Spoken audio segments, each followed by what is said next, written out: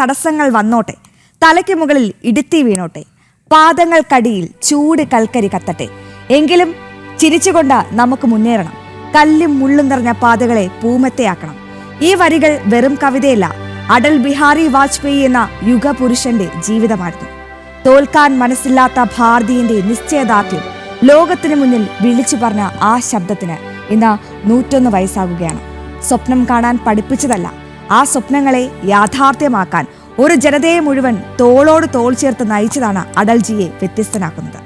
പൊക്രാനിലെ മണൽത്തരികളിൽ ഇന്ത്യയുടെ ആണവക്കരുത്ത് തെളിയിപ്പിക്കുമ്പോഴും ലാഹോറിലേക്ക് സൗഹൃദത്തിന്റെ ബസ് ഓടിക്കുമ്പോഴും അദ്ദേഹത്തിന്റെ ഉള്ളിൽ ഒരേ ഒരു ലക്ഷ്യമേ ഉണ്ടായിരുന്നുള്ളൂ: ലോകത്തിന് മുന്നിൽ തല ഉയർത്തി നിൽക്കുന്ന ഒരു ഭാരതം. അധികാരത്തിന്റെ കസേരകളെക്കാൾ അദ്ദേഹം സ്നേഹിച്ചത് ജനഹൃദയങ്ങളെയായിരുന്നു.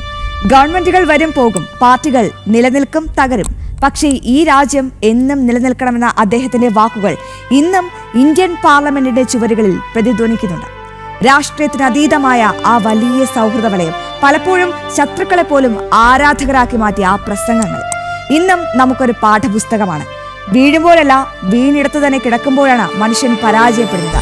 അങ്ങനെ അതൊക്കെ നമുക്ക് കാട്ടിത്തന്ന ആ വലിയ മനുഷ്യന്റെ ജന്മദിനത്തിൽ നമുക്കും ഒരു പ്രതിജ്ഞ എടുക്കാം. നമ്മുടെ ഓരോ പ്രവൃത്തിയും ഈ രാജ്യത്തിന് വേണ്ടിയാകട്ടെ, നമ്മുടെ ഓരോ വാക്കും മറ്റൊരാൾക്ക് വെളിച്ചമാകട്ടെ. ഭാരതത്തിന്റെ മണ്ണ് വെറും മണ്ണല്ല, അത് ജീവനുള്ള ദേവതയാണെന്ന് നമ്മെ ഓർമ്മിപ്പിച്ച ആ വലിയ മനുഷ്യന്റെ ഓർമ്മകൾക്ക് മുന്നിൽ പ്രണാമം.